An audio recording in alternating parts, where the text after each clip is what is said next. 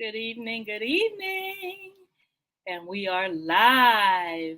Welcome. Good evening, everyone.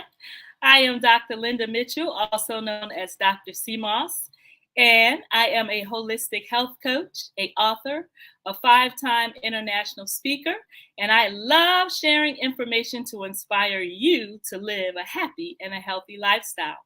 I want to thank you for joining me tonight. Tonight's live interview is with Coach Robert Pruitt, and our topic is Let's Get Into It with Pruitt. Let's talk about relationships.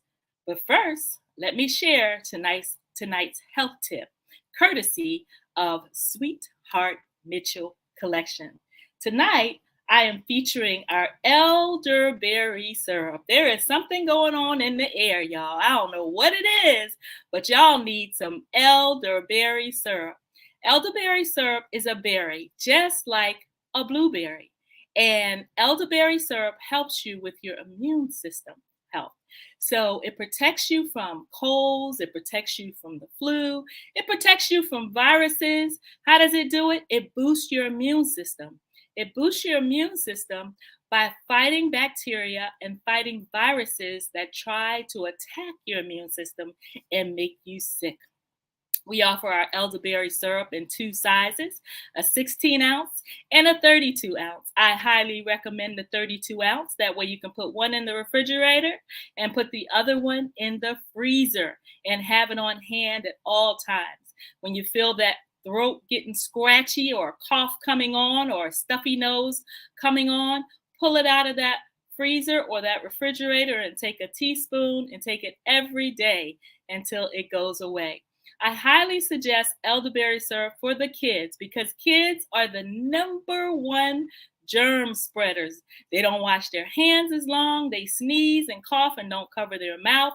So when they're in school and preschool and around one another, they're spreading germs back and forth. One of the things that I love about elderberry syrup is that it's kid friendly. The kids love it. You can add it to their apple juice, add it to their orange juice, add it to their fruit cocktail. They won't even know that you've added it to their breakfast. And give it to them every morning to keep them healthy so their body is able to fight the germs and bacteria that tries to attack them, especially while they're at school around other kids. Again, elderberry syrup. Our elderberry syrup is 100% organic and all natural. And we use that 9.5 Kangen water in it as well as blue agave nectar, which is very insulin friendly, very blood sugar friendly.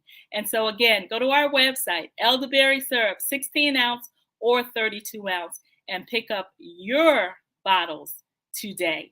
That's our health tip for today. And let's get right into our live with our Coach Pruitt tonight.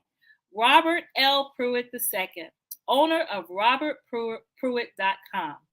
He is a provider of leadership training, motivational speaking, spiritual life coaching, transformational workshops, and seminars throughout the United States and internationally. He specializes in the development of programs that provide youth and adults an opportunity for extraordinary personal growth. Coach Pruitt's target audience is young adults, millennials, and Gen X's. He's developed gifted and talented programs for international youth and American University in DC and Southampton College in New York. He created and conducted programs for at-risk males at Martha's Table, Washington, D.C., and developed and facilitated a program from young boys raised in abusive homes for the YMCA in Annapolis, Maryland. He's very talented, and he's the best. He's also developed and conducted a monthly leadership program for young adult leaders working on Capitol Hill, y'all. Additionally, Coach Pruitt coaches the adults that work with young adults in high schools, colleges, correctional institutions, churches, community-based organizations.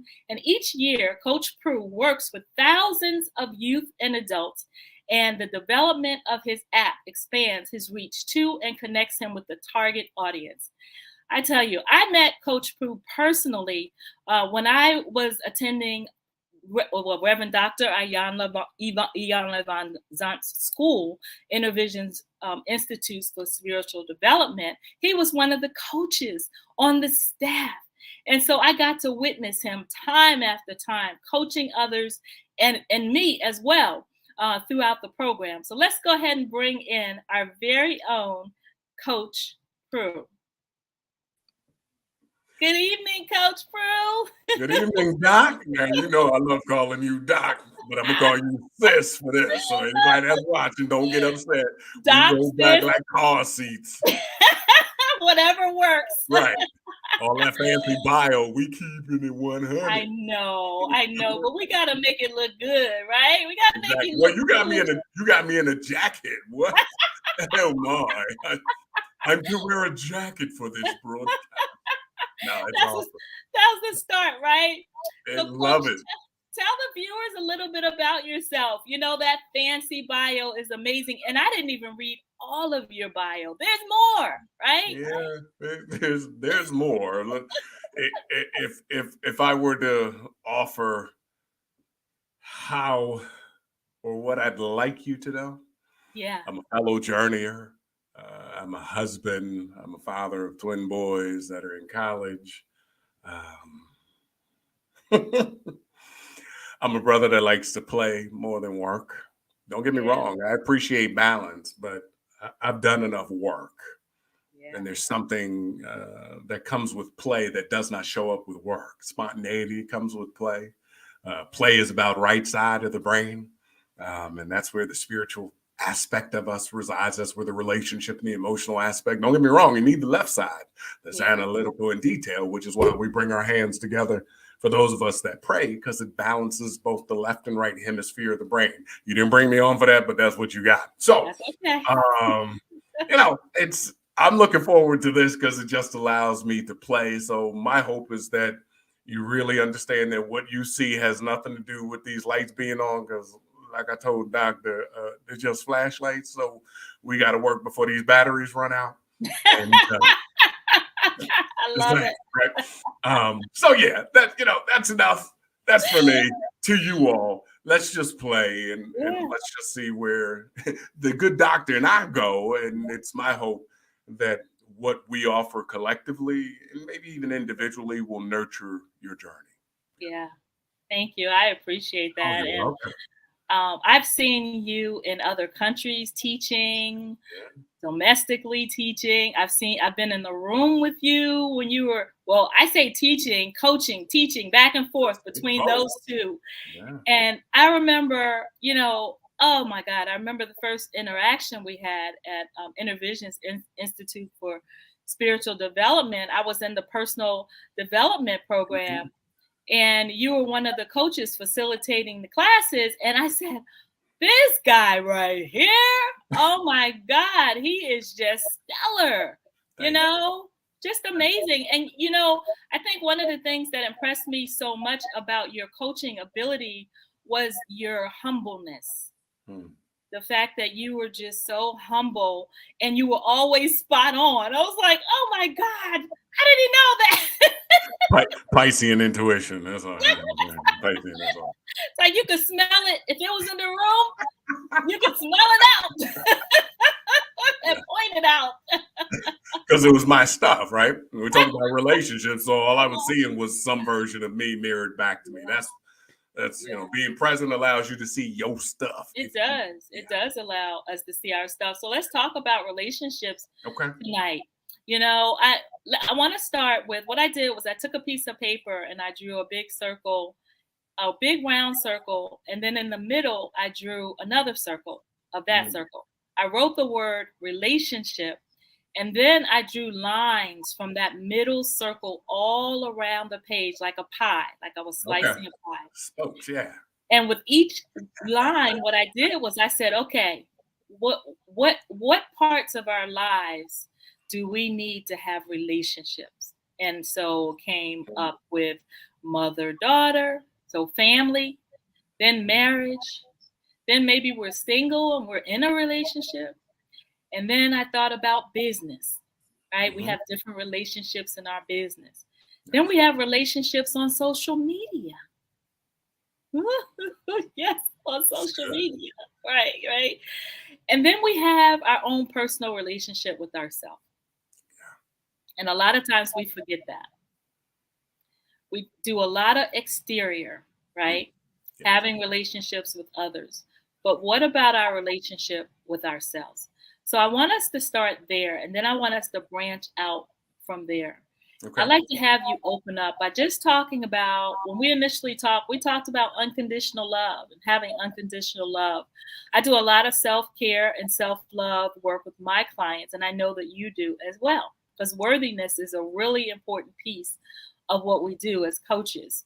And so, can you just open up by talking about just our relationship with ourselves and why is that important?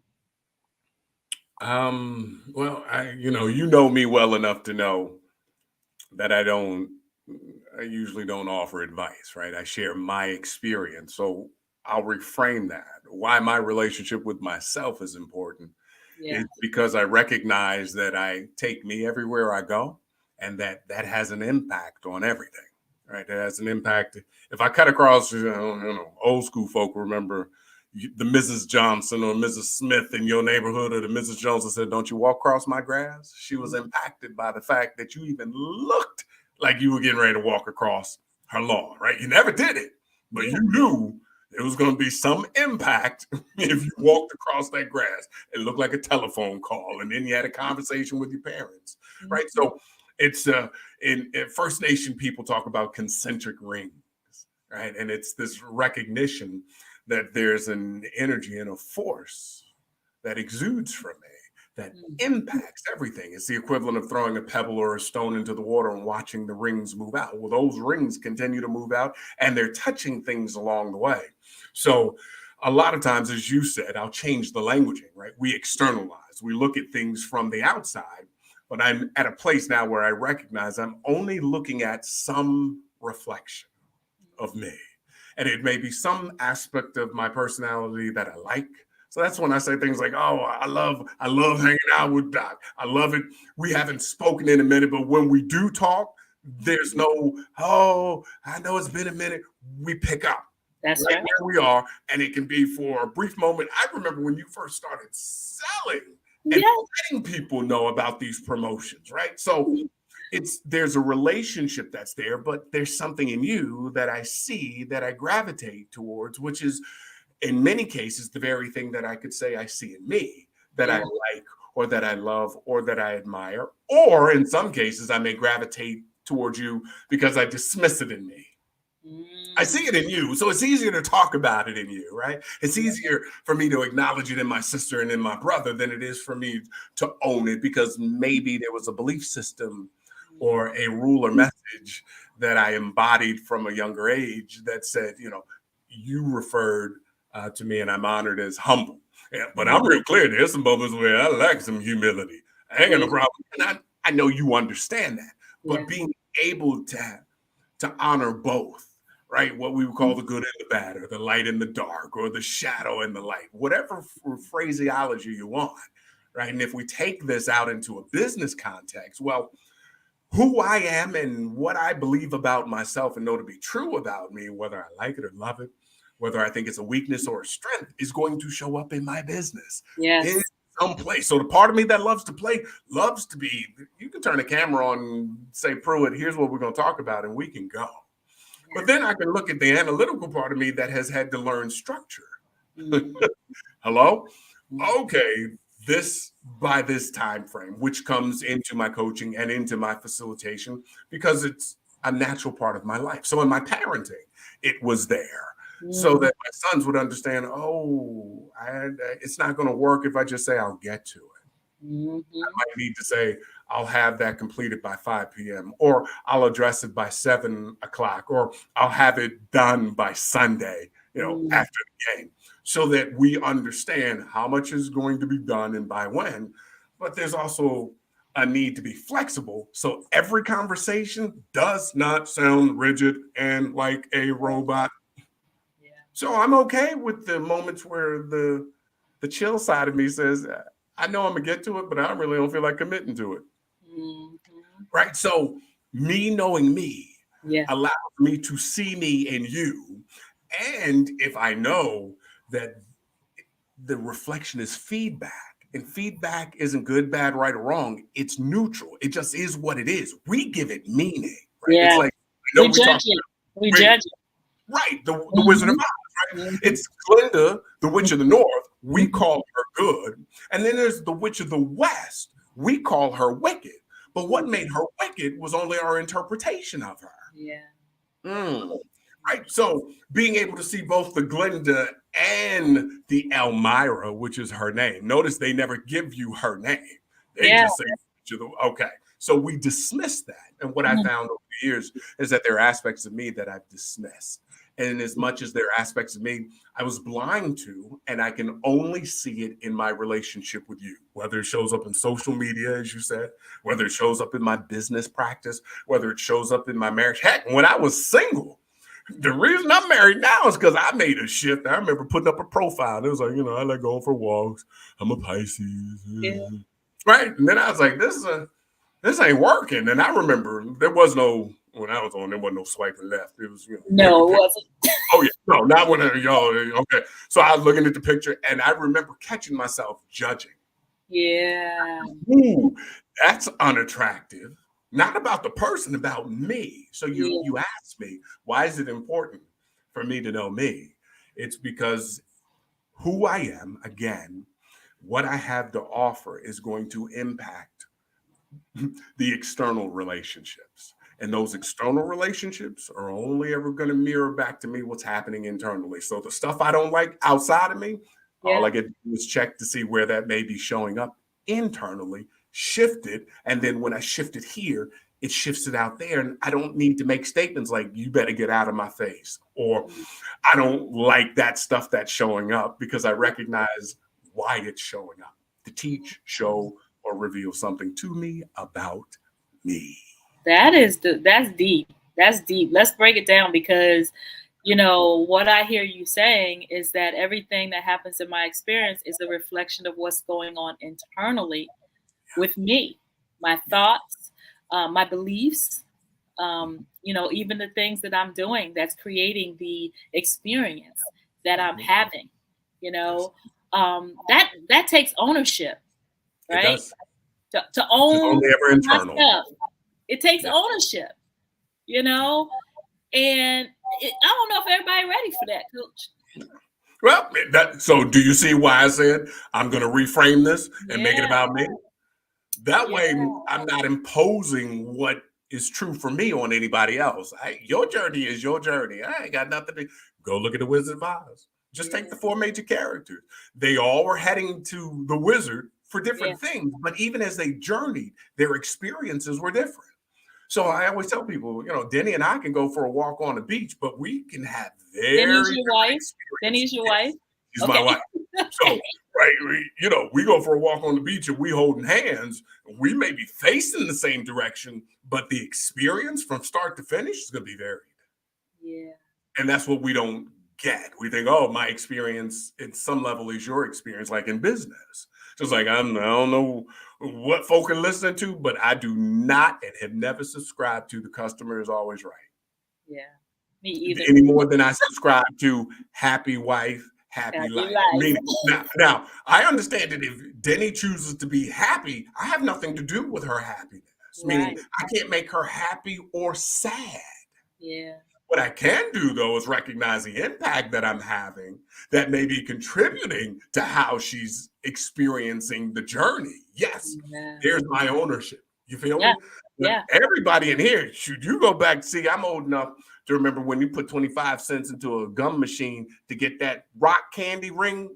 Don't act like you don't know what I'm talking. It's the thing that came in the plastic container. You take it apart. Y'all know what I'm talking about. And the ring, right? In the ring, you can put 2 fingers on the ring. And I just knew I was at lunchtime or recess to give that to that one, so I could get the dance at the after school. And I was elated. And I felt happy. She didn't feel that way. And I was like, well, hold up. How come you don't feel like I feel? So how many of us carry that throughout our lives, thinking that the result is what defines how I feel? rather than me recognizing my interpretation of the result is what's triggering the feeling, because every feeling and emotion has a corresponding thought, right? So this all for me comes back to, all right, what are we thinking in this moment? Because I really don't like how I'm feeling. Don't like how I'm feeling? Shift the thought. When I shift the thought, the feeling will shift, right? On its own without needing to manipulate it. And sometimes in my own practice, I've engaged in manipulation, which just means skillfully handled. I don't know about anybody listening, but I'm. So what do you do in those times, Coach? You have an experience, right? And you're not very excited about it. You're aware that you've created this experience, but you're right in the middle of that experience. What's a good process to offer the audience to support them with that? So I'm gonna say this generically: get clear on your own process. Now, here's what I use in my journey, and if you find that it works for you, then wonderful. But you gotta get your own right. I can't tell you how to ride the roller coaster. Yeah. You feel me? Like, we're on the same ride, we're going down the same hill, but again, we may experience it differently. So one of the things that I do is I recognize which thoughts I choose to entertain and which ones I choose not to entertain. What I mean by entertaining is engaged in an internal conversation. Yeah. That's number one, right? So I reckon, this thought, I'm getting, I'm feeling funky. My face is getting twisted. So I call that the monkey mind. When that mind, all those thoughts are going left and right, and they're controlling you they're controlling me at that point. I'm gonna own it just like you do. And they're out of control because they're bouncing all over the place, and there's no there's no process. They're just having their way in my mind. Yes. Yeah. And what I've found is I get to be I'll say it this way: I get to be okay with the fact that they're bouncing all over the place, rather than judging that they're bouncing all over the place is bad or wrong. Because what I may recognize is, regardless of my chronological age, this may be a skill set that requires my attention, or this may be an experience that's related to something that has not been addressed or that I'm avoiding. You understand? So if I judge this as they're all over the place and they got me and I don't like it, I can get so enmeshed in not liking it that I'm entertaining not liking it. Yeah. So then what does not liking it do? It brings more of the same. Yep. So I don't know about you or anybody, but that's when you ever have a conversation or an argument with yourself about somebody else and they're not present? Okay. That's what I'm talking. Those are the thoughts where I go, I'm choosing not to entertain that. Yeah. Yeah. It's almost like you have to be outside. It's like you have to I have to remove myself from it in a sense and observe it. Be willing to observe. Well, here's the beauty. The mere fact that you can recognize it, you're already in the space of observation. Yeah. Yeah. Like, I can't observe my face unless I'm in the mirror or I'm doing something and I'm looking at your face. Yeah. Like, hold up, why'd you just do that? And you go, Pruitt, you just twisted your face, and I may be unaware of it. Do you understand? I always tell people I can't see my face unless I'm a mirror. I'm not talking the weekend. Right? But he said, I can't feel my face. It's like I don't know what's going on here unless I'm aware of what the muscles feel like if I'm clenching my teeth, or if I see a reaction or response in you. Yeah. I don't even know that it's based on me, but if I ask you, what was that? And you go, well, I was trying to figure out what was going on with you. And what do you mean what's going on with me? Weren't you aware that you just raised your eyebrow? And I had no clue.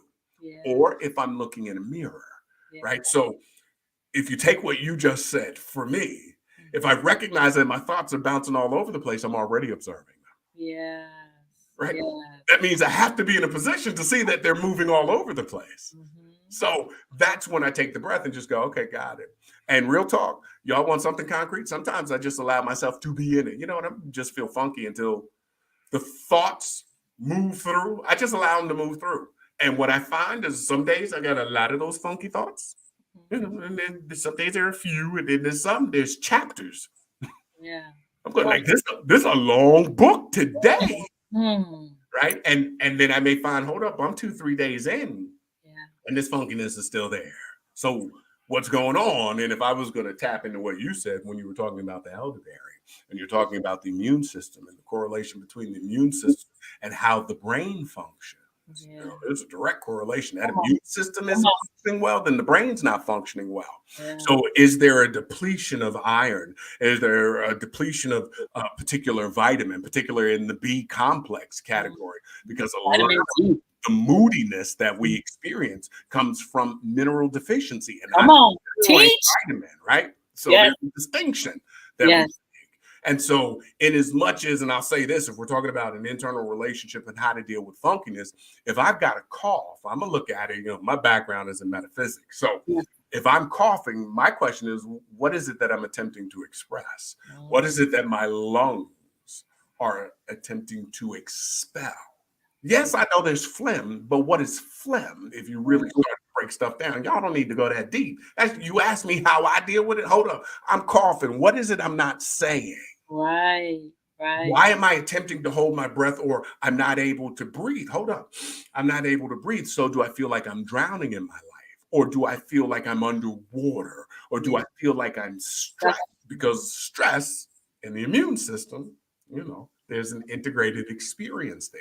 So what facilitates peace? Sometimes it's just simply saying, I'm going to be in a funky mood for the next 2 days or the next 2 hours. Or I may watch old episodes of Good Time or find some comedy that really supports a shift. Or I may put on mood music. Now, I'm not going to go back down memory lane mood music, because sometimes that only makes things worse. Yeah. I may put on something that just is instrumental. I'm a smooth jazz cat. And I'm a smooth jazz cat from its inception. So you got to go back to 1986 for me, right? So I'm putting on instrumental smooth jazz, and I'm going, Dave Coz, I thank you for what you offer. Boney James, I thank you for what you offer. And I'm just listening to the music. Then all of a sudden I recognize there's a shift. And when I recognize there's a shift, I say, thank you. Yeah. What I say brings more of the same. So we're talking about the energy. So if I made it succinct, I give myself space to be with where I am. I'm feeling funky, and I take ownership of it. And guess what? I don't feel like dissecting this. So real talk, like, it's great that we got the coaching and the facilitation, and I work with youth and adults.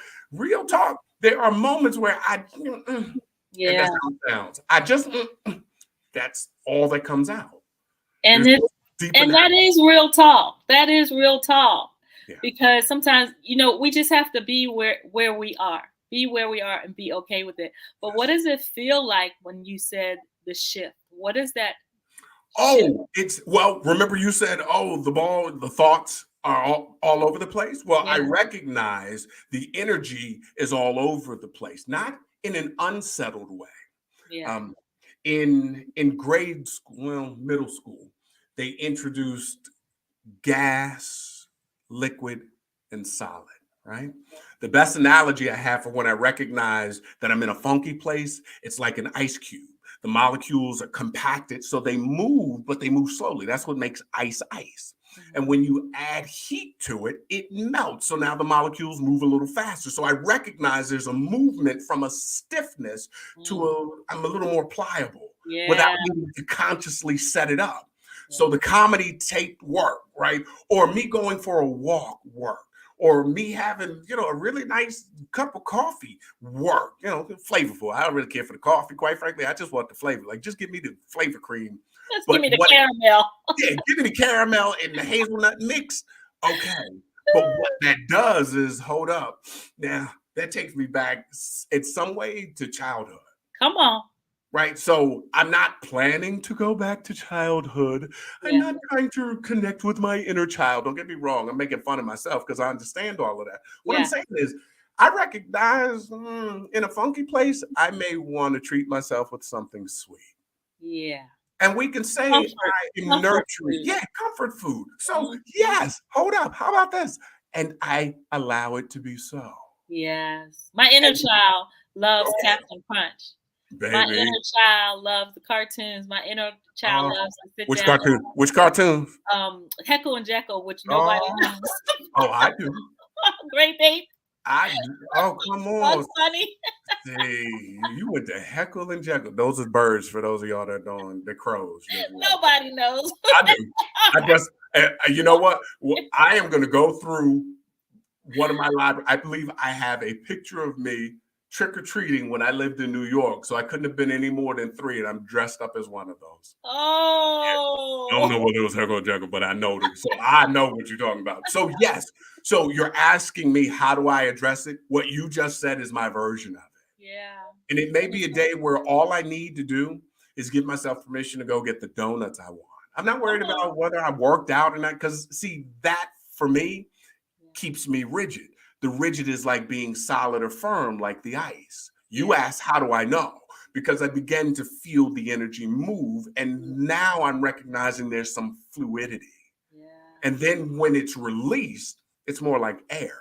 And that's where the molecules move faster. That's when we talk about feeling happy and giddy and spry.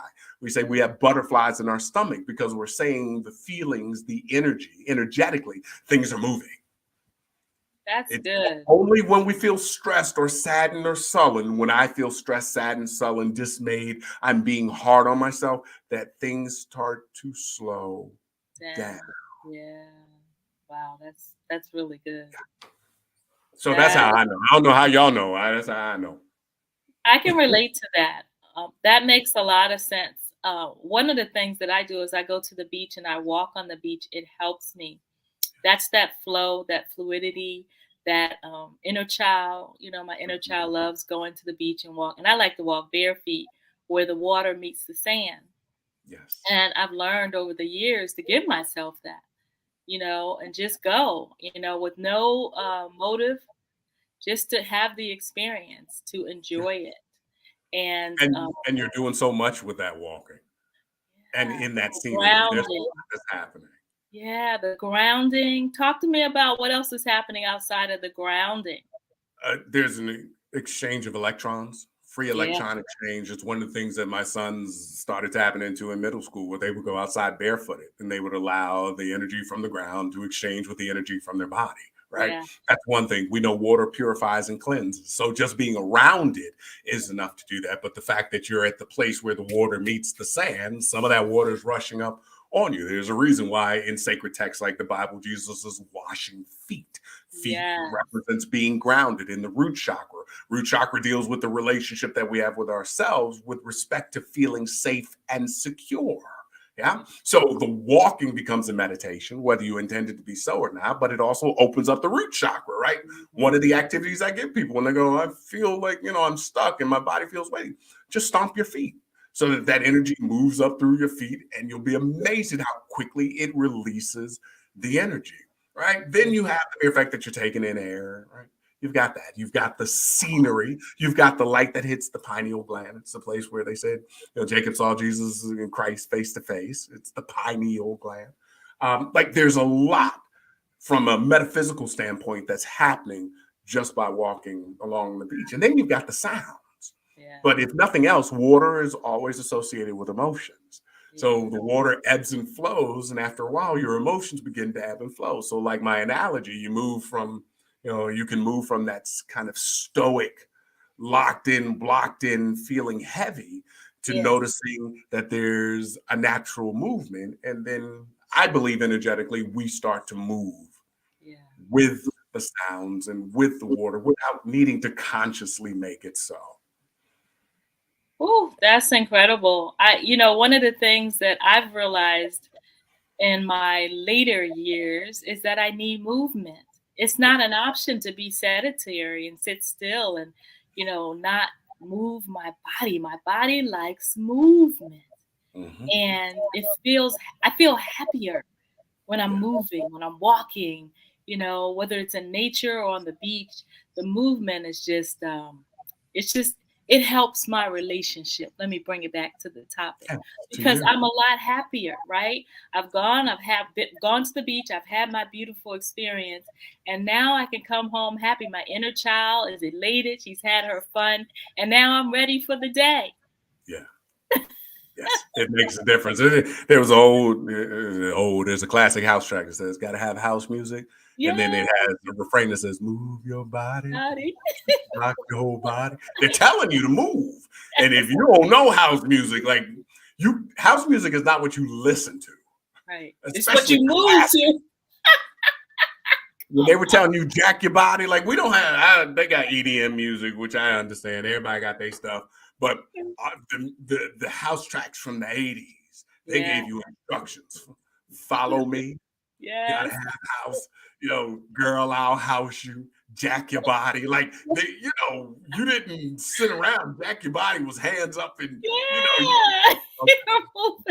all right, right. So the point is, you said everything that comes with the experience of dance and movement. Yeah. And it is essential because the body moves like a metronome when we're in flow. Yeah. That's why people say, man, I'm flowing today, because you're in sync. And there's a rhythm. Yeah. Now you may be a little faster, right? Yeah. Metronome, you can set it for different times. Right. The point is, the metronome is never out of sync, but we can be out of sync with the metronome. Okay, so that's good. Let's talk about social media. When I was coming up, it wasn't as prevalent as it is now. Now it's everything. Everything. People are meeting. We ain't have it. We didn't have it. No, people are sliding into each other's DMs and meeting each other. That's when I realize I'm old. I don't think I'll be sliding into them. Exactly. It's like, what is that? But that's how they do things. And as we were talking earlier, it's not okay for me to judge, right? The way things are done these days compared to how they were done when I was growing up, because some of the things that I was doing, my parents were saying, "You're doing what? You're going on a date with who? Well, how'd you meet him? You didn't meet him in church?" You know what I'm saying? I'm gonna leave that one alone. You talk to a preacher shit, I'm gonna leave that one alone. Sometimes those aren't the ones you don't need to meet them in church. Yes, I said it. I know somebody be like, "No, he didn't." Yes, I did. Sometimes you don't need to meet him or her or them in church. I love it. So yeah, it's different. But church was our social media. If you're gonna go there, come on. Really, again, particularly in the Black community, church moving out of the notion of a secret meeting, which was held during periods of slavery, which kind of branched African and Caribbean and, quite frankly, First Nation peoples, because all of us did not come over on a boat. Okay, I know that's not what we're talking about, but so let's stop this notion that every Black person somehow ended up here because they were on some boat. Many of us were here for eons prior to 1420, right? So this notion that this wanting to be able to sing and dance, which was natural for Earth people, that's what I call us.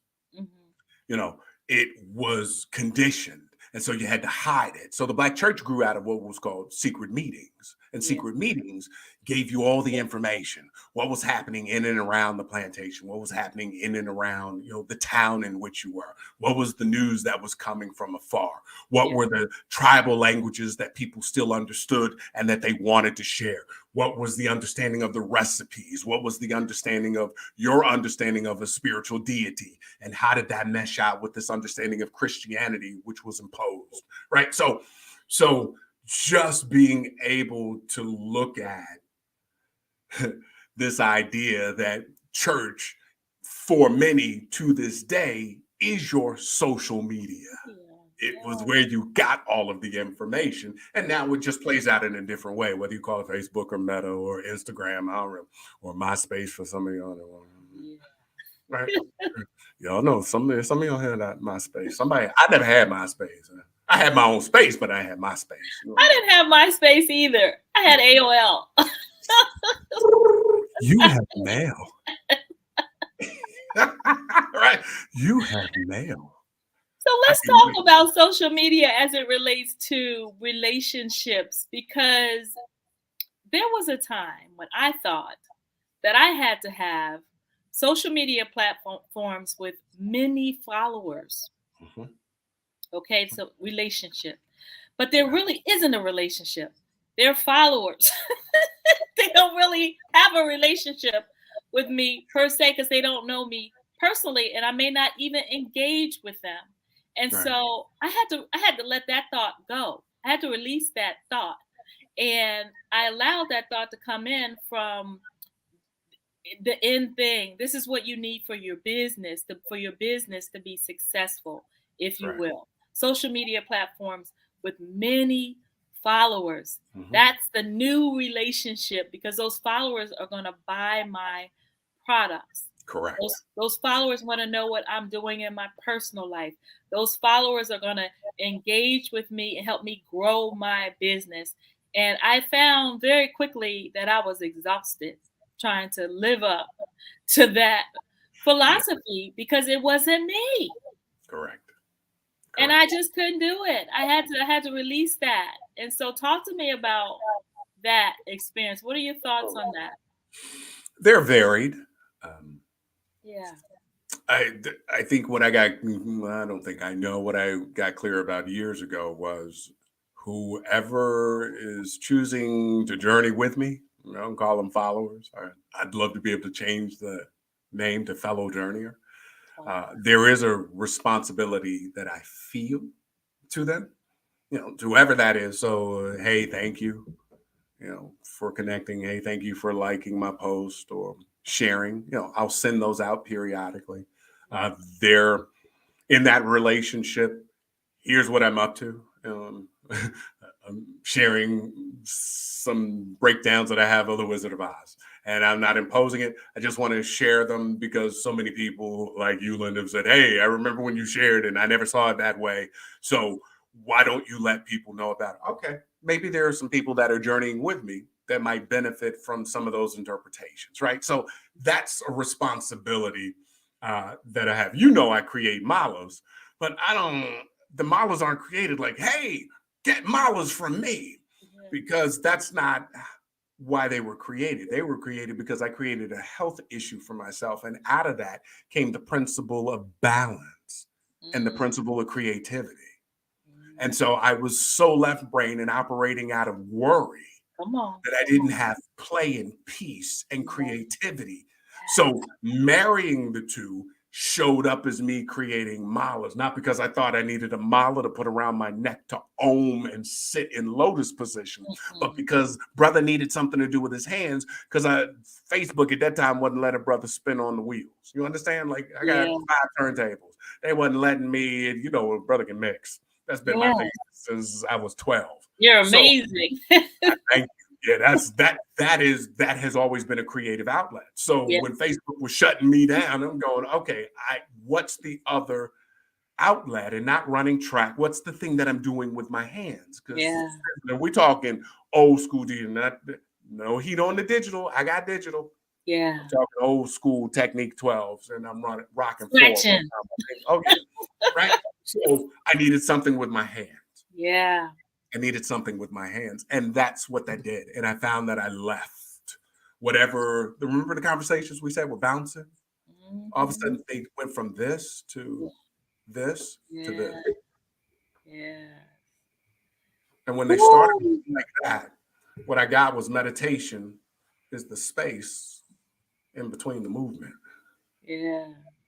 And then the more I went into the space, the more it felt like the movement was slower. Yeah. Right. So then when I made them, somebody said, oh my God, those are beautiful. Where'd you get them? And Denny, God bless, she was like, oh, yeah, my boo-boo made them. Yeah. So I started making them. So, I'm blessed to say I've been able to support people's journey worldwide. Like that for me is mind blowing.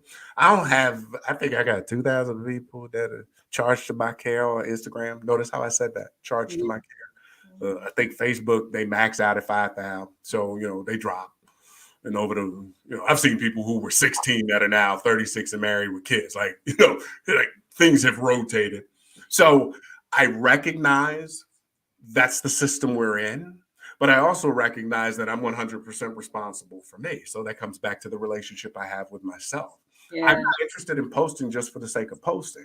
And that for me is the equivalent of keeping up with the Joneses in 2023. Come on. So if the Joneses is like everybody taking a picture and everybody dancing and everybody, okay. So here's what I know to be true. Somebody set this up. And if you understand the origins of Facebook, Facebook was about judging the characteristics of women in college and scoring them. Wow. That's the origins of Facebook.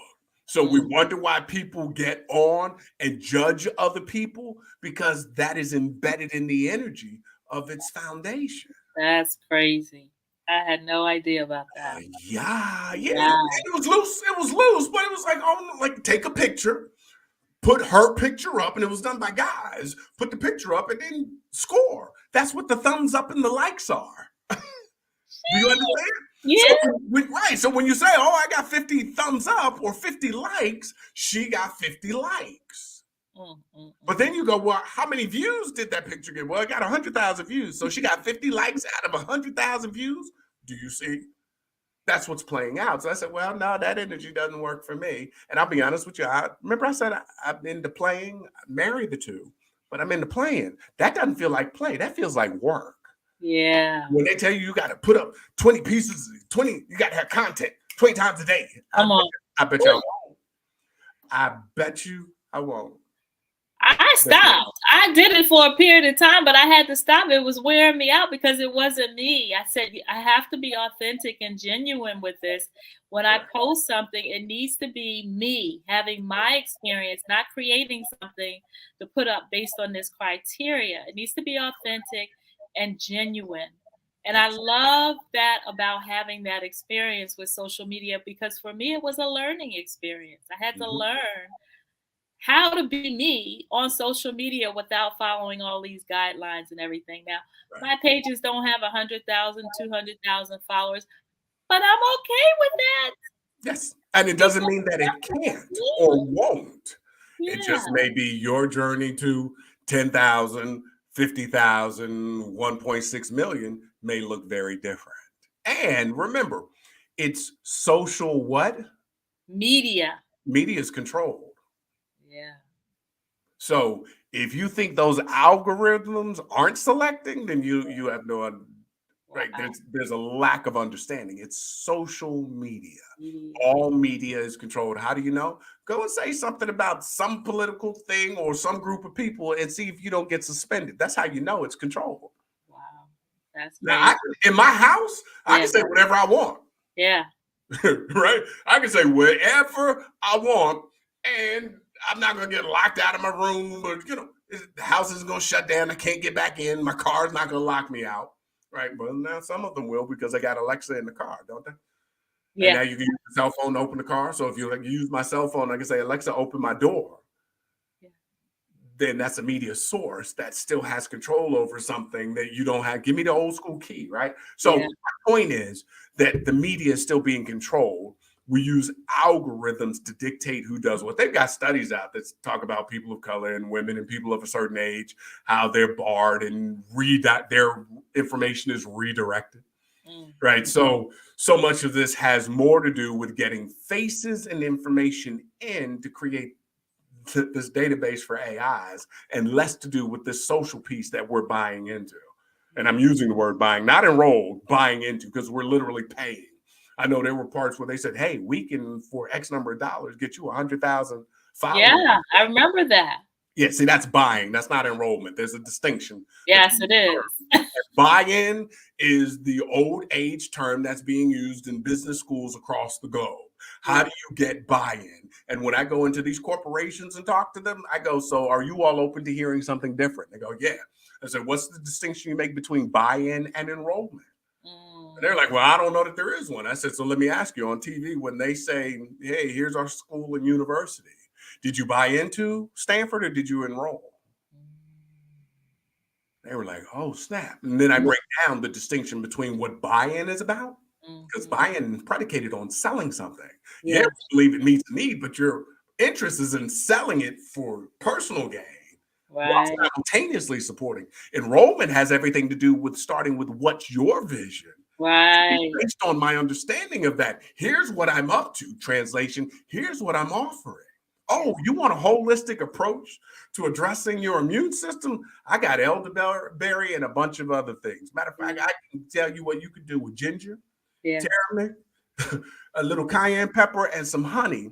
Come That on. will act and replace some of the medicines that you have in your cabinet. Ooh, now I'm only going to offer that to you because as a fellow journeyer, you shared with me what you were up to. And so I'm offering that. Yeah. And I'm inviting you to see the connection and then asking you, will you commit to the elderberry? And then when you say no, I ask permission to restate what I heard you say is your vision. Because I heard you say healthy and you wanted it to taste good. Because elderberry, when it's done right, it tastes good. Oh, but we yeah. know the leaves and the stem, they're very bitter, right? So when it's done right, it is really tasty. Yeah. And you want something that's easy and something that you can get that doesn't have all these toxins and additives in it, elderberry. So based on that information, will you say yes? See, that's an enrollment conversation. Because if you say no, I don't need you to say yes, but buy-in, I need you to say yes. Yes. You know, you reminded me of my husband because he has the gift of sharing information. And it's like he always says, I'm not trying to sell you anything. I'm just giving you information to inspire you to live a healthier lifestyle, to be healthier, maybe sharing some information with you that you maybe don't know. That's right.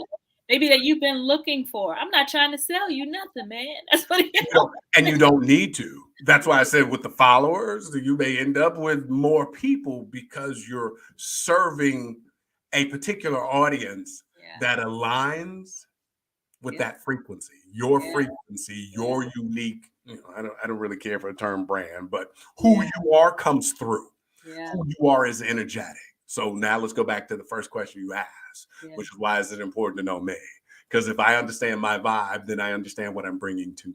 So I don't need to worry about whether I got 50. I'd rather have 5,000 folk that quite frankly put in work. Yo, have you heard Pruitt? Yo, Pruitt's on Get Into It with Pruitt on Tuesdays on Rush Bar, and he's come out to your whatever. Like, I'd rather have 5,000 people that say that than 100,000 people that go, when are you posting next, and don't say a thing. Yeah, that's good. Quality over quantity. Okay. And for me, that also aligns in a business context with the distinction I make between being active and productive. Yeah. I can be active and not produce anything that aligns with my vision, but to be productive requires that I be active. And you talked earlier about not just laying down, you need to move, right? Sometimes we need to rest, welcome to balance. But sometimes we just think being active. And that for me aligns with my hearing of you in social media. Let's be active. Yeah. But I'm not producing anything that feels fun. I'm not producing anything that, quite frankly, has me retire tomorrow. If I got 100,000 people, I should be retired. Yeah. For real. Whatever I want. If 100,000 people are buying a 30-ounce elderberry, I should be good. 100,000 people, I should be good. Yeah. But I got 100,000 people and only 6 of y'all buying it. Okay, let me check the frequency inside because I may be in a space where I'm active but not productive. Wow, that's good. That is really good, Coach. I want to talk some more about the millennials and the generation. What's it called? Generation X. They got X and Z and why? I don't make fun of them, John. I don't even know my own. Whatever was 67. That's my generation. Well, I want to talk about them because I've seen them in church and they're sitting next to each other. I've seen them in church. I have. I've seen them in church. They're sitting right next to each other and texting. They're not talking. They're texting to one another right next to. And I'm like, help me understand what's happening. I asked them, what's happening right now? Oh, we're just talking. It's digital. It's digital whispering. Yeah, digital whispering. Digital whispering. You know when you was in church, when they said, and now let's bow our heads, and that one person that prayed for you, like, Lord Jesus, that's a whisper, but you can't do this. So now it's digital whispering. Wow. Lord, is she gonna talk all day? How long is this prayer? And then you can put the smiley face and the thumbs up and the prayer hand, like, Lord, please let this. I'm hungry. It's digital. I'm sorry. It's digital whispering. That just came to me. I That's never said good. I love that it's digital it's whispering digital whispering. because I didn't even think about the fact that they were trying to communicate and not be heard in the church. So I was just so hold up, hold taken up, hold back. up, hold Okay. up.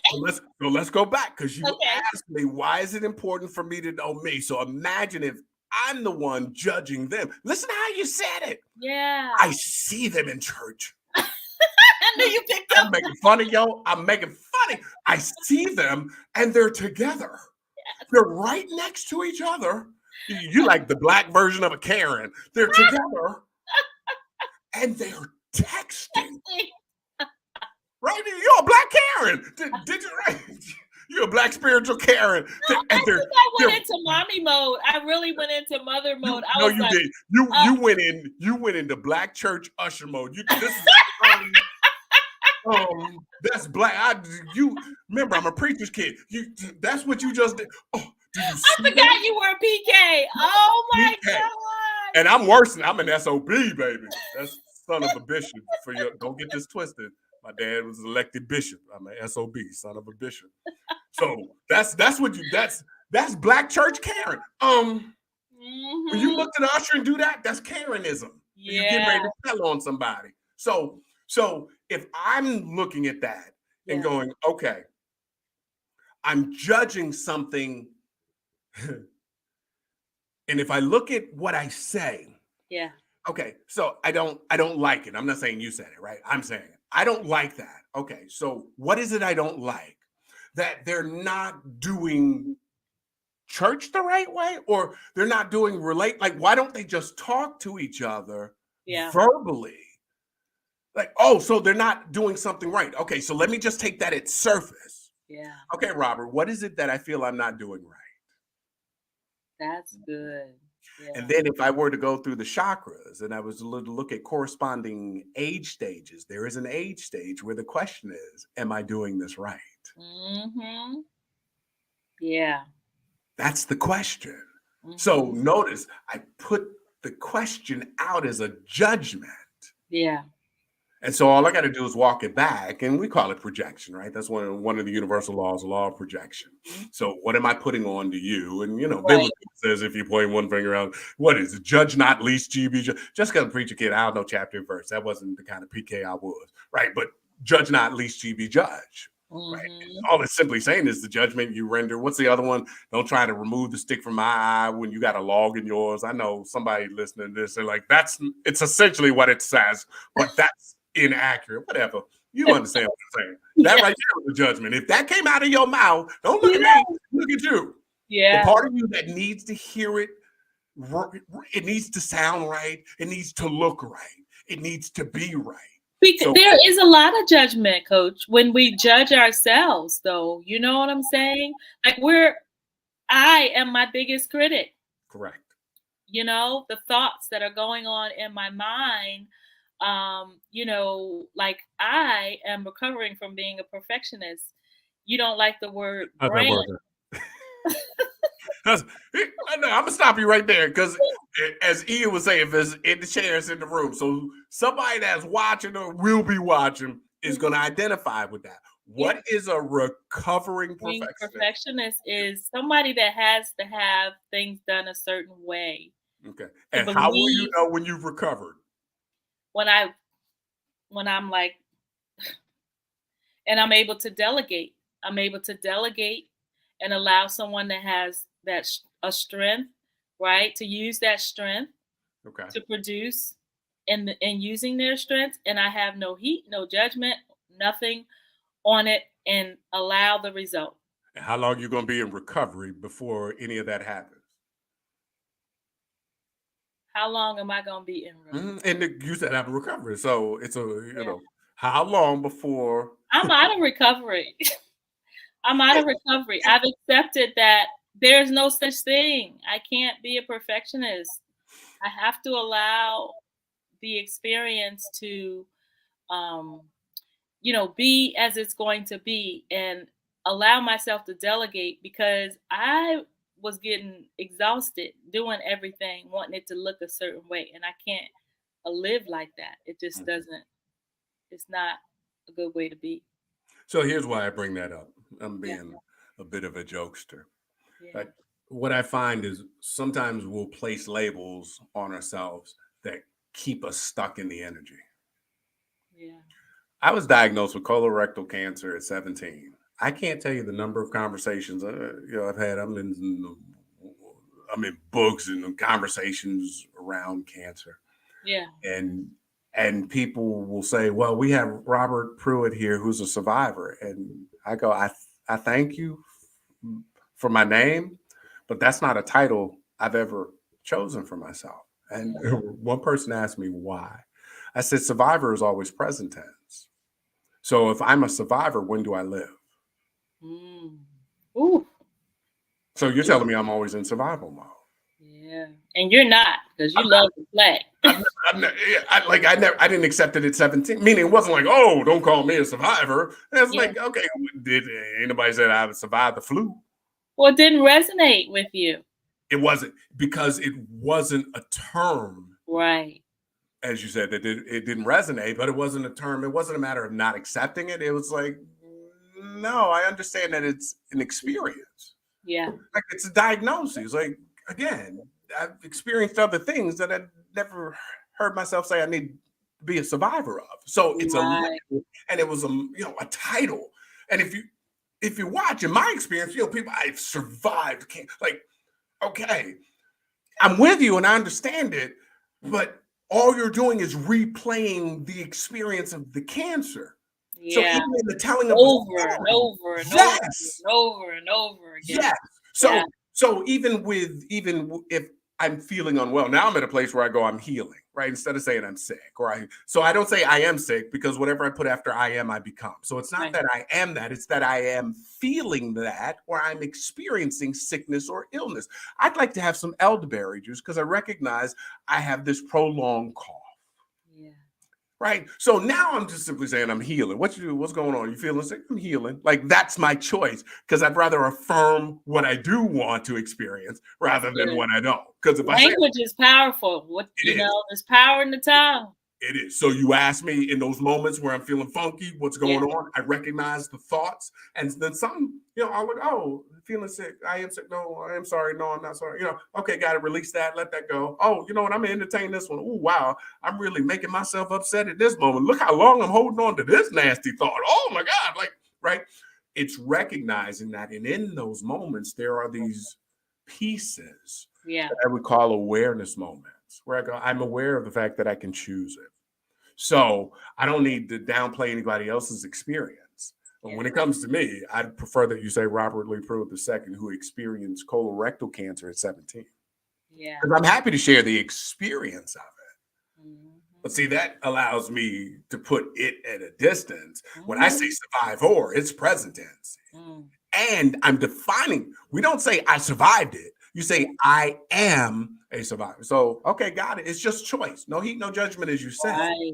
So if you're recovering perfectionism, for me, perfectionism is only ever rooted in ego. Look good, be right, be in control. That's for me. Yeah. Not imposing that on you or anybody else. For me. Yeah. So what is it in me that needs to have it be right? There you go back to church. Look at them. Yeah. They're sitting together, and it's not right, right? That's just a reflection for me Yeah. of you in your own life, where you're not doing it. It's incredible how you're able to break it down like that, though. I mean, that's real. I totally get what you're saying. I mean, it makes so much sense. It really does. Now, the question is, because somebody listening will go, okay, well, if I'm not a perfectionist, then what am I? I don't know. That's the journey, right? That is, just be who I am. That is the Christ ascension. From the lower human self that is striving to survive and fight for relationships and clarify who we are, and almost at times impose it on the world, to crossing the bridge, which is the heart, to the highest self, where I speak, see, and know from a higher place, and go, oh, you know what? I don't really feel like sharing my side of the story, because in the grand scheme of things, it doesn't change anything. I recognize that what I said was not intended to be offensive, and that you found offense with it. That's significant enough for me. So I apologize. That doesn't mean I get it like that all the time, but let's go back to the moments where it's funky and everything is, the thoughts are all over the place or they're just compacted. And I feel the weight of my own self-judgment, my own turmoil, my own chaos. Yeah. So being able to dance or take a walk by the water allows me to move with the universal metronome. And when I'm in that sync, then I'm able to see things from a different place. And then I recognize I don't need to defend. Perfectionism comes for me with defense. Perfectionism only ever seeks out what's wrong and reinforces never being good enough. How do you know? Because what we say is what you did wasn't good enough. What you did wasn't right, which oftentimes comes from a belief system that we hold about ourselves. So now it reinforces not trusting other people to be able to carry out the roles that they play. And I shouldn't have to tell you how to do what you do. But if I've never done it before, or if it's a new skill set that I'm mastering, you may be the teacher that I need in that moment, but it may not be a role that you accept. So the option would be perfectionism or excellence. You can't do perfectionism any more than you can do excellence. They're principles. Excellence is rooted in love. Perfectionism is rooted in fear. For me, what's true in any moment, I'm making a choice from one or two places, love or fear. So if you ask me about my relationship with myself, all I'm asking myself is, Prue, in this moment, from what place are you choosing? If it's fear, then it's telling me some idea about who I think I am in that moment. That's deep, because think about how that can be applied just in a relationship. Mm-hmm. This thought, where's it coming from? Love or fear? Now, again, it requires that we be gentle, because when you recognize the stuff that comes from fear, I've recognized that there have been long-standing habitual patterns. And in some cases, we'll talk about them as generational. Like if I go back to the Black church, there's some of our Black anthems. And I'm not talking about lift every voice and sing. Yeah. But some of the songs that we sing in church, they have an energy of woe. I'm gonna call it woeism. Yeah. Like because we have a lot of woeisms in our culture. We did. And we still do.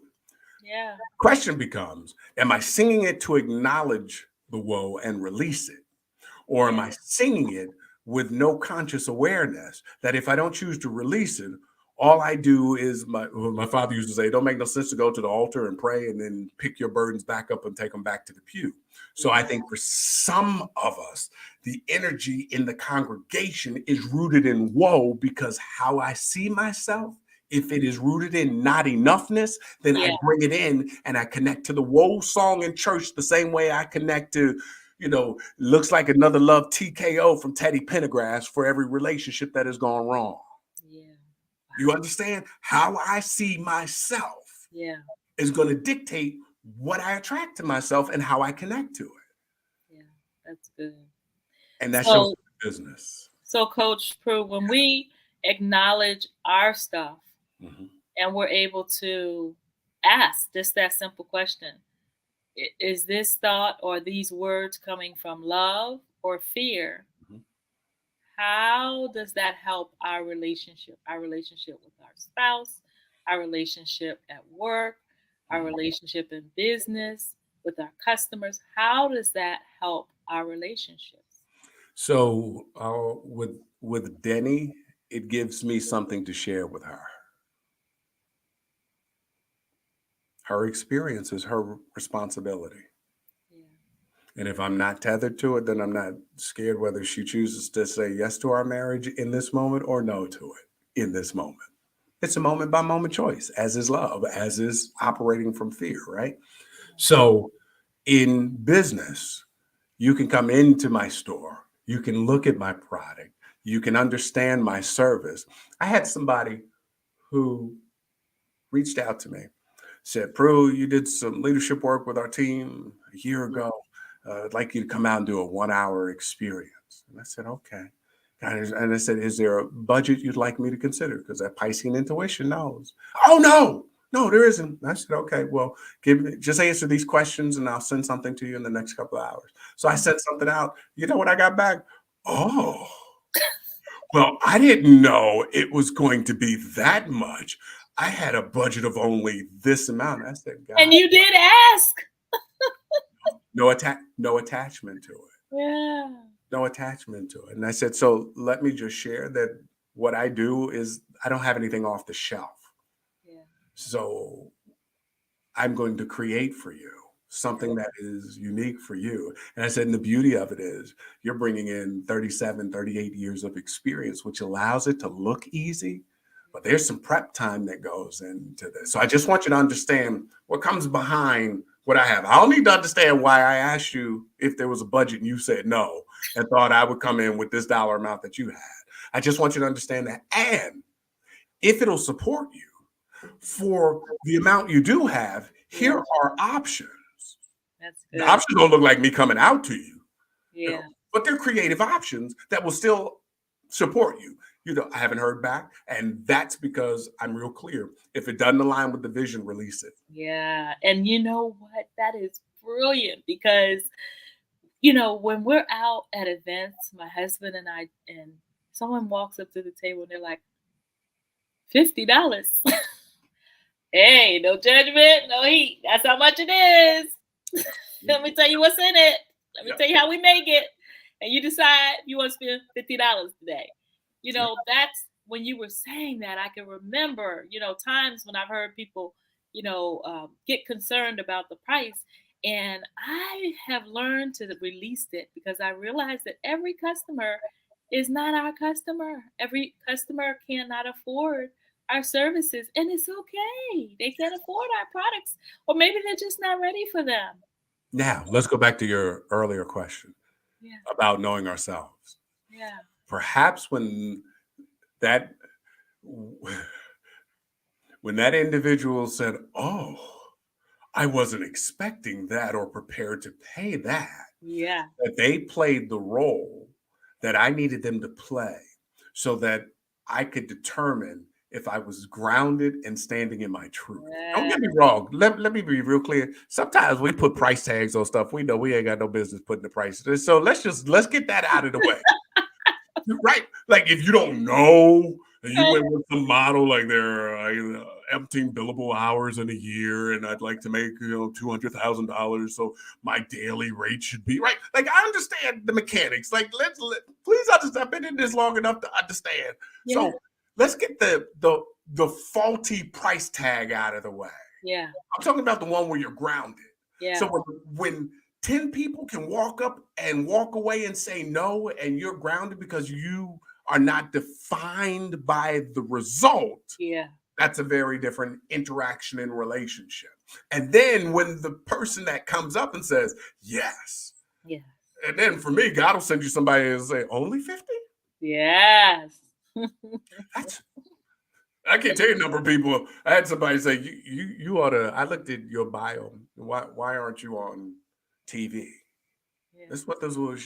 Talent. It wasn't for me. It was for something else. Yeah. Talent. She came across my stuff. You know what I said there? Because sometimes it just a Pisces. So they're two fish. I always tell one of them's a piranha. I said because you haven't spoken my name. Why would you question me? Yeah. You understand what I'm saying? That comment told me more about how she viewed herself, in addition to how she saw me. Wow. Why would if you were a talent scout and you got talent in front of you and that's your comment? Yeah. No, indeed. No, indeed. Right. Yeah. And I've had people that go like, that's an awful lot. And I remember days trying to defend perfectionism defends, because perfectionism again is rooted to ego for me. Please understand, y'all. I'm saying this is for me, my experience. Yeah. Oh, well, $50. Do you understand how much you would pay if you had to do the copay at the doctor's office and then to get the prescription and then the time that it took for you to drive and then the waited to see? See, I spent all that time and then somebody shared with me years ago. They said, do you not understand, Prue? Sometimes people are just sharing. Yeah. And it doesn't require you say anything more than got it so that they know that you heard them. So somebody go, oh, that's what you charge for facilitating a 1 hour? Yes. Yeah. I don't need to ask you, so are you interested? Or Quite frankly, you made it clear. You're shocked. And I've had people that were shocked and seemingly appalled and still said yes. So I learned, oh, you know what? I don't have to make up that it's a no. Yeah. Maybe they really were shocked by that. That's good. And then they need time to sit with it. We're talking about relationship. Yeah. So why do I need to define your experience first? I just go, oh no, that's what it is. Oh, well, I can't do that. Okay, well, I thank you. I'm grateful for the fact that you spoke my name. That's good. And then, right, then I get off, and if my little Pisces and the other fish is feeling a little hurt, then I recognize my ego's in play. There's some part of me that wants it to look like I wasn't bothered, but I recognize, oh, you see that thought right there, that one right there. Yeah. It's crossing your screen. That one says I'm feeling bothered. Oh, there it is again. I'm still feeling bothered. Matter of fact, why did she have to say that? Hold up, I'm doing her a favor. The momentum just starts. You see? So then I go, hold up, I'm choosing not to entertain that. And then sometimes it's like, okay, I'm gonna entertain it for a little while longer. I don't know why she said that. And let me go call a friend and tell them why they said it. And let me go tell my wife, do you know what just happened to me? Yeah. So what story am I sharing? You ask, how does this impact my wife? How does it, you understand? How I see and relate to myself is going to dictate the story or the conversation I have with my wife. So when she can see, oh, this brother's moving through his journey, she doesn't have to like it. And I don't have to like this. She does or does not like it. What I recognize is it's my journey. Yeah. This is your journey. And I'm sharing what is present for me. And it may take me a moment to master it because the awareness is not the same as a committed action. It's just the first in the 4 steps. Awareness, acknowledgement, acceptance, and then action. Right? Awareness, acknowledgement, acceptance. Yeah.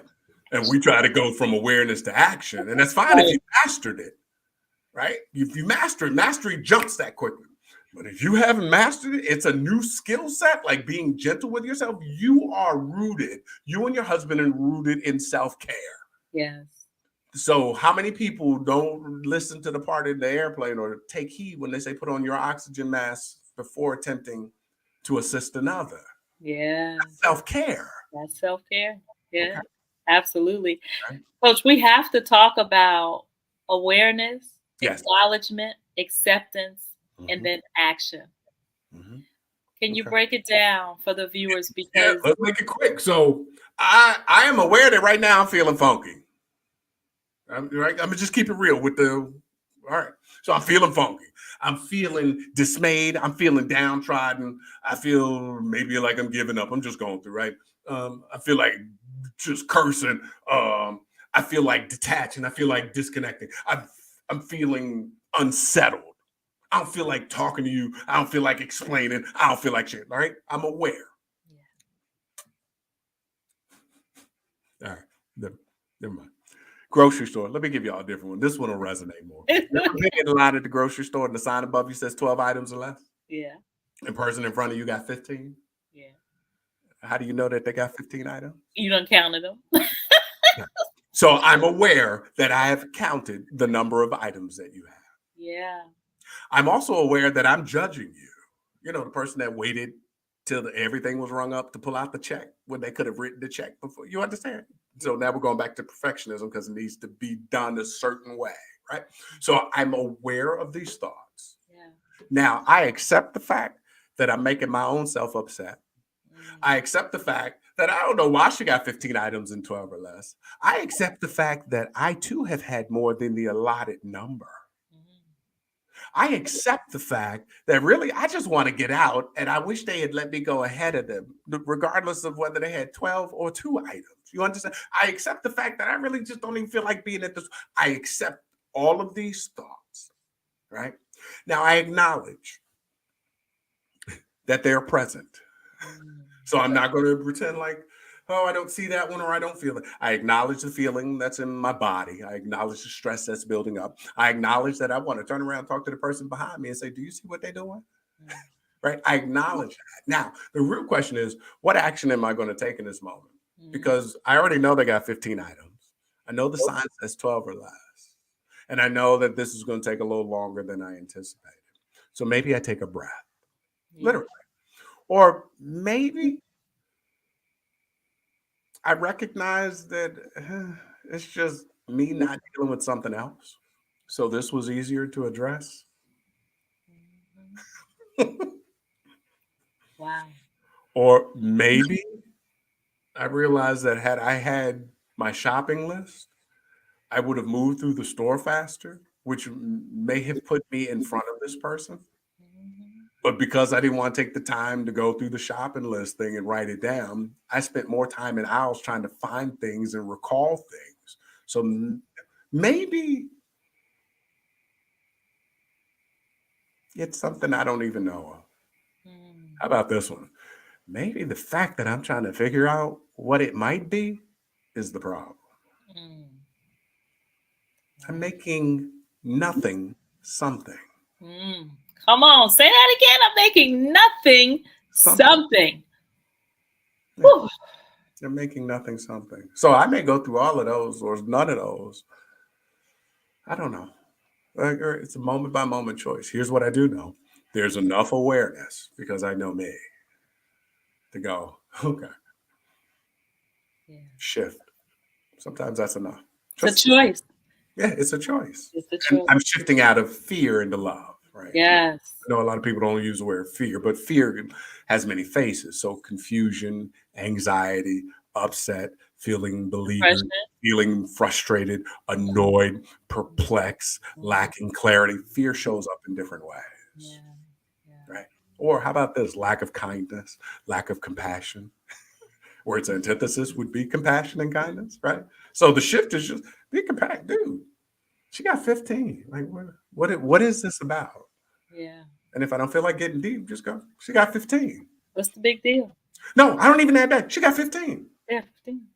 Like if Mhm. I left it neutral, she got Yeah, 15. yeah, But 15. what I did was I compared it to the rightness and the wrongness. That's where my ego comes in, right? The ego comes into play. So Yeah. that's the wrong way to do it. Just like look at them in church, sitting together. You gonna let me live that one out? Look, oh, right?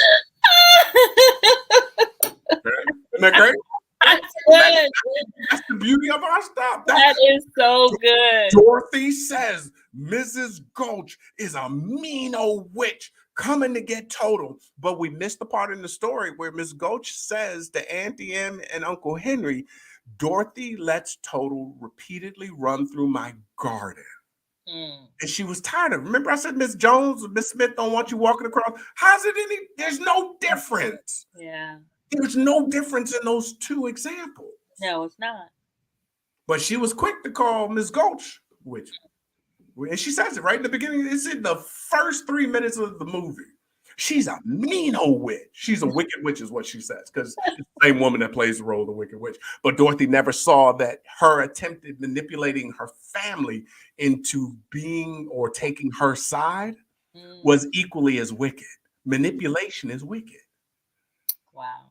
You understand? So sometimes when we align, where am I 15? Where am I several items over in my life? Yes, exactly. Exactly. Right? Or where did the cashier or God grant grace? And instead of me being in the long aisle line with 15 items, somebody said, I'm opening up in number 2, and they There point. you go. There you go. Hello? Right there. Hey, so I don't know. All I know is she got 15 items. And I don't even want to know how many items the person. I want to count no more items. I'll count my own. How about that? I got 12. We good. That's good. You know, somebody brought to my attention, I told them about your class, and I want you to talk about your class that you're going to be doing tomorrow. They said, there's only one person still living from the Wiz, Diana Ross. Mhm. I was like, what? Dipsy is gone. Michael's gone. I don't remember the gentleman's name that played the lion, but he died years ago. Yeah. Um, Maybelline, isn't that her real name? I know it's the witch's name, but the woman that played Maybelline that also played in That's My Mama, and Mm-hmm. also the mama in What's Happening, right? Mm-hmm. She, yeah, like there. And Richard Lena Pryor's Horne, wasn't gone. Lena Horne in Lena it? Horne's in it. She's transitioned. Richard Pryor transition. Yeah. Michael Yeah. Jackson. Yep. All the stars, ones that we can put names to. Yeah. Yeah. Yeah. Yeah. So yeah, Into the Castle is just an opportunity again to share an awakening I had more than 20 years ago, because The Wizard of Oz is one of my favorite movies and I would always watch it. But there was a day where I began to see, for example, the Munchkins. myself in them as both playful and colorful, but also hiding from authority. And as a preacher's kid, in my experience, there were times where I needed to be seen, not heard. Mm. And in most occasions, they weren't seen or heard because they were hiding. And it's only when Glenda comes down and she says, "Come out, come out, come out." And then they go, the witch is dead. And then they start to celebrate. So the question I asked myself was, where do I reduce myself in the presence of others? Where do I hide in the presence of others? Yeah. Where do I diminish myself? Right? The scarecrow represents the brain, the mind.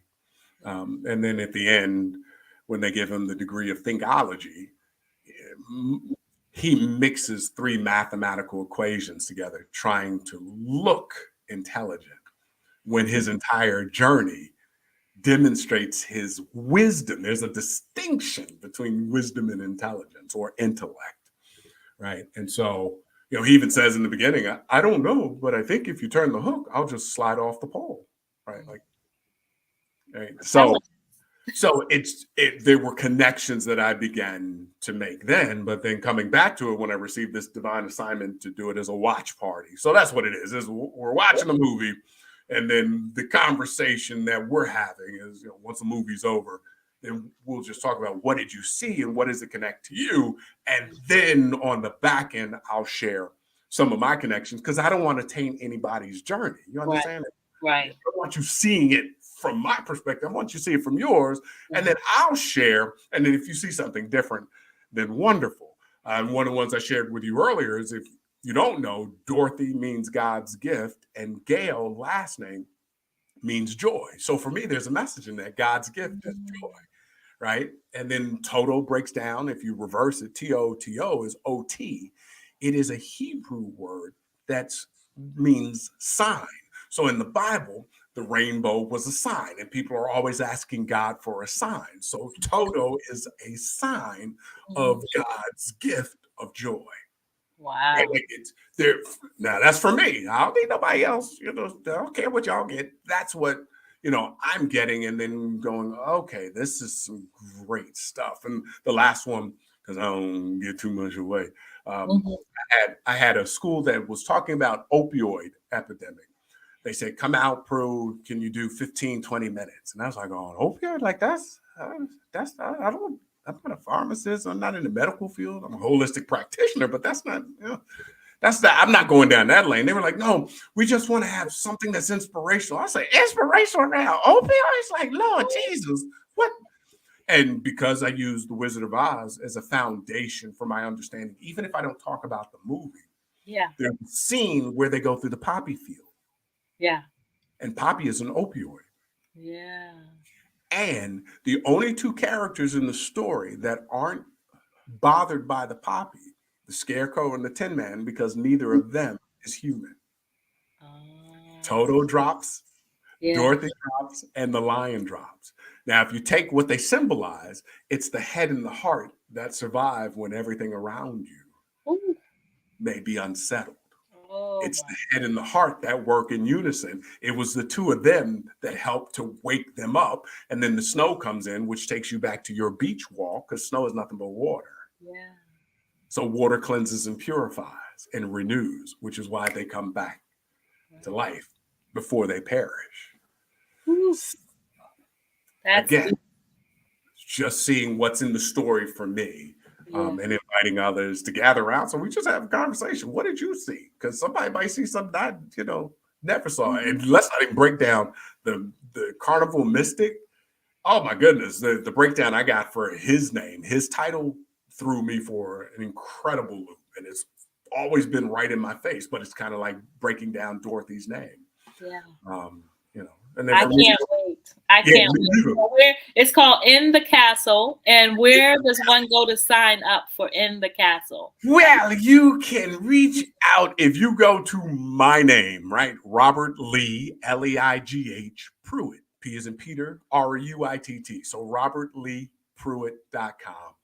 That'll let you come right to the event schedule, and you can click on it and you'll see it that way. Or you can just simply text me or call me.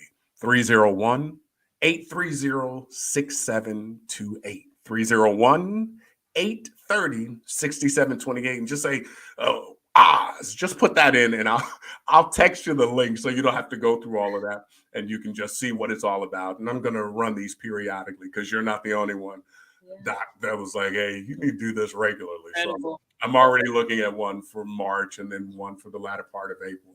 And I just may repeat it again. But it's, PJs and your favorite food. And, I have my popcorn. Yeah, your favorite beverage. Like, don't get so, favorite beveraged out that you don't see the movie. But and if you don't want to do the movie part, the movie lasts, I think, like an hour and 30 minutes. And we start at 6 o'clock and the brother starts and ends on time. Like, I don't play.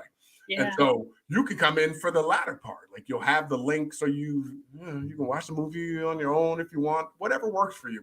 I will not be talking during the movie, so I'm streaming it, but you'll have the option of texting. So if something comes up, put it in the text, so it'll be in the chat, and I'll either text you back if it makes sense to do so, or we'll wait until we get to the discussion. And then I'm only going 3 hours. The movie's an hour and a half, so I'm only going another 90 minutes after that. Yeah.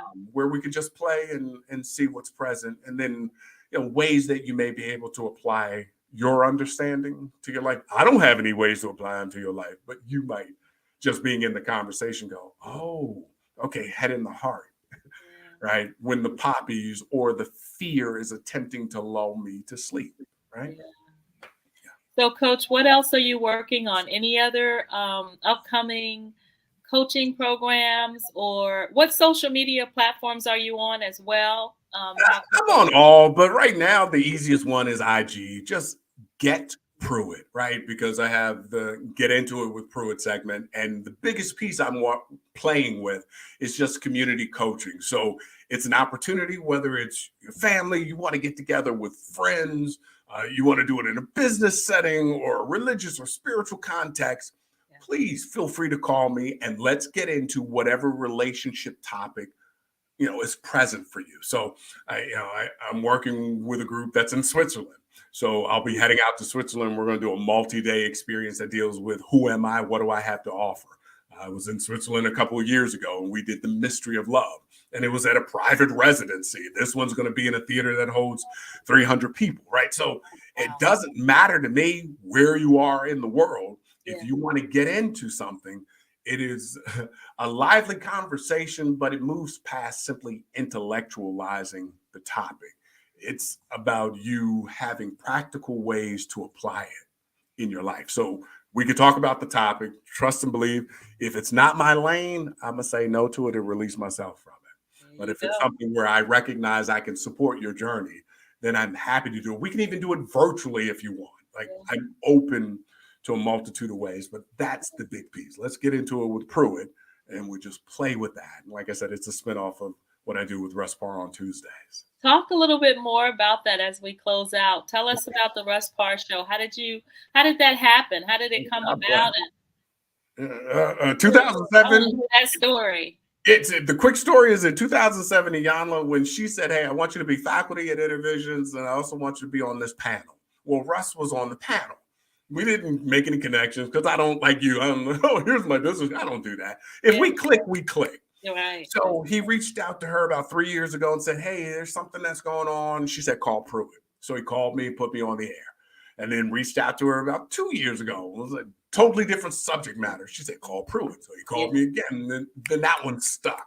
Yeah. Then he and his wife called me just to have a chat, and we had a chat that I think had me stay on his radar, but we didn't switch numbers. Like I said, I'm with you in that moment, and then I'm released, not going, oh, let's see what we can navigate here.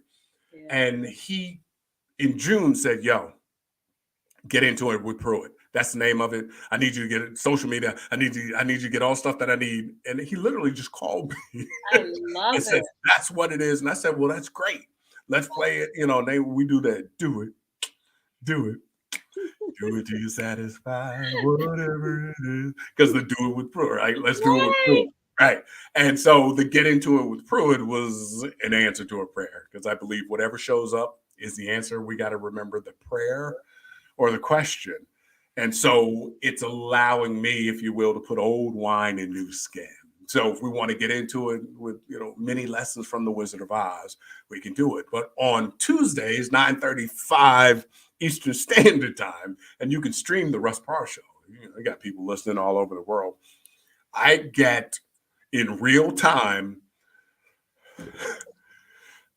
a request for support. Yeah. My husband and I were out with the pastor and his wife, and the pastor called me into the back room. My husband stayed out in the front room, and the pastor wrapped his arms around me and kissed me. How do I tell them? Because we're all friends. Oh, okay. Wow. It's a real time question. 5-minute real time segment. Oh my goodness. 5 minutes, and a minute and a half of that is them reading the narrative. So the most recent one past Tuesday was a woman who's feeling discouraged because the men that she's dating are intimidated by her financial success. So it's to hear it and recognize that I don't offer advice. What I offer are the questions I might ask from a coaching standpoint, right? And so my coaching sessions, I don't call them coaching, I call them wisdom chats, because you have the wisdom. All I do is journey with you inwardly so that you can recognize when you can ask the question, then you can receive the answer, right? Yeah. So that's coming from you, through you. And so we do all of that in 5. And then I offer the question as a way for both the author of the letter as well as the listening audience to consider. And I think with hers, I said, well, in as much as there may be men that are intimidated, the question is, what part of you is intimidated by you? Meaning, if money for me is only an expression of love, where do you intimidate yourself away from love? Is it compassion? Is it self-love? Right? Like, where are you not caring for your own value or wealth, or may be putting it on a pedestal? I don't know, because I don't have the caller in real time. I have the email. You understand? So, but that goes back to what we were talking about. It's always about our relationship with ourselves. Well, again, I utilize that because I recognize in my own journey that whatever's showing up out there is the out picturing of an internal conversation. So what you're bringing to me on the air is, why are men intimidated? I go, well, where are you intimidated by you? Because your commentary gives me some pathway back to its roots. The roots didn't come from the men. The roots came from you. So how do you hold money? How do you hold love? Did you have a place? Do you have a belief system where you got to grind? Do you put money above love? Do you see money as an expression of love? Like, there are all of these questions, but I can't put 15 questions out in, the 3 minutes that I have to respond. So it's 1 or 2 or 3 succinct questions that are invitations to look at without needing to judge yourself in the process. Just to go, hold on, I never saw it that way. And that's what it's about. Let's take the stuff that we call BS or issues or challenges and see it in a new way. And that's where we started our conversation with the internal dialogue and the internal awareness. And then when I understand and accept and acknowledge, then it allows me to look at the action and then understand if the action is rooted in fear or love. And that's what we do on Tuesdays. 9:35 Russ Parr Morning Show. Some good stuff. Well, Coach Pruitt, I'm going to thank you for coming on tonight. This has been an absolutely amazing conversation. Thank you. Yeah. And I'm going to ask you on the air to come back. I'm going to have you on the Black Business Network, my Black Business News show with Dr. Linda Mitchell. And I want to talk to you about something else that may be an opportunity for you. Love it. The answer is yes. So that's my statement. Okay. Yes. Because they need you over there. I'd love to play in whatever way would honor all of our journeys. So let's get into it. I will definitely be in touch. Okay. And thanks again for coming. This was absolutely awesome and amazing. I appreciate you. And I'll be in touch. I look forward to it. Thank you. All right. You're very welcome. Thank you. You're welcome. Oh, that was amazing. Coach Pruitt, absolutely amazing teacher, studied under Reverend Dr. Iyanla Van Zant. And that's how I met Coach. He coached me, and I coached a room full of us, and was always so much engaging and so very on point with his coaching. And so I'm so glad to have brought him to the air, uh, the airwaves, to have a conversation. So thanks for joining, whether you're watching the replay or whether you were with us the whole show. Thank you. And I pray that you received value. I know that I did. And I'll definitely be having Coach back on my Black Business News with Dr. Linda's show. Thanks again for coming tonight, and y'all have a great evening. Take care.